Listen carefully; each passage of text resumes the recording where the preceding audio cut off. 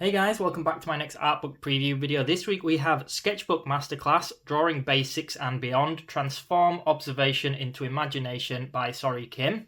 So a quick look at the front and the back there. Sorry my lighting is not ideal today because it's quite late when I'm recording this. So this is a softback book, soft cover book, whatever you want to call it. Let's take a quick look at the contents for this one. So, as usual, feel free to pause the video here and take a proper look through if you want to sort of study this in detail. So, this has just arrived with me today. I actually thought it wasn't meant to be out until next week, but I thought I'd get a video uploaded straight away for those of you that have got this one on your wish list so that you can see what it's all about, I guess. And I will say, whilst it has only just arrived, I did start to have a bit of a flick through. I started reading a little bit and I ended up reading about, 25-30 pages. It's a pretty easy read so far. It's very enjoyable actually, and obviously I haven't read through the full book. It's almost 150 pages in total, so still a lot to go. But my point being, I was only planning on just sort of flicking through before I recorded the video just so I knew what to talk about and whatnot. And I kind of got, not distracted, but I kind of got really into it. I was really liking what Sorie Kim was saying. Apologies if I'm pronouncing her name wrong.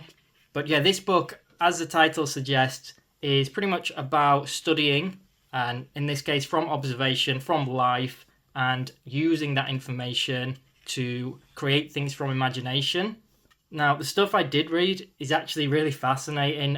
Some of it is, stuff we as artists already know. So she talks about how to use a sketchbook, which I'm always quite intrigued by, but she talks about, how to actually study something and understand the forms of it before then using that information to be able to create things from imagination.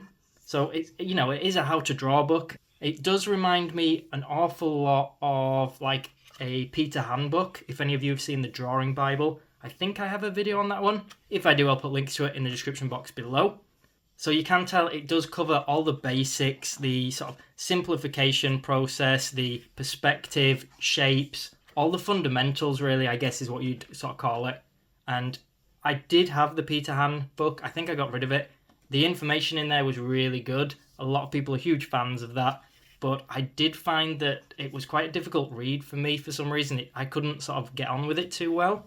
Whereas this one seems a little bit more, I don't want to say user-friendly, but for me at least, I found this one so far a lot more, entertaining, a lot more easy to get on with, let's say. And she's got quite a similar drawing style to like Kim Jung Gi and Dongho Kim and Rembert Montald, I think he's called. Sorry, I'm not very good with names. But what I mean is this very sort of freehand illustration drawing, the fundamentals and structures there, but they don't necessarily have to draw that each time. They could pretty much, pick up a brush pen and just go. Really impressive stuff. She does talk about brush pens and materials, and why she uses them, the advantages and disadvantages. But for me, this one really stands out just because there's so much talk about sketchbooks. For example, she talks about what sketchbooks she's got, how many she has on the go at once. There is a lot about using your own methods and things like that and not needing to follow this book, but finding your own path. But the way she uses it, I find it quite inspiring, and it's something I'm always curious about. It's like how other people use their sketchbooks. For example, she talks about, having one that can be your rough, ugly sketchbook, a bigger sketchbook where you just do messy illustrations and get your drawings out without being like a perfectionist about it, which for me is quite a big thing. I'm very aware of it, but that's a really big thing for me personally. But the book does cover quite a lot of material, and as mentioned, I found myself getting quite sucked into it when I started reading it. To me, that's quite a good thing, quite a big thing, because I find a lot of books that are good. Take an Andrew Loomis book, for example. The information is incredible, but I find it a difficult read. I don't think it sort of translates well, as good as the book is. Whereas this one is very easy to pick up, very easy to read, and so far the information's been really good. And she talks a little bit about observation and taking her sketchbook out and actually drawing outside, things like this. Something I haven't really done, but yeah, there's so much stuff in this book. Hopefully you got a good preview from this video. We're nearing the end. I haven't shown every page, but here's a pretty good example where she talks about, what she studied and then how to change it so that it's from observation to imagination.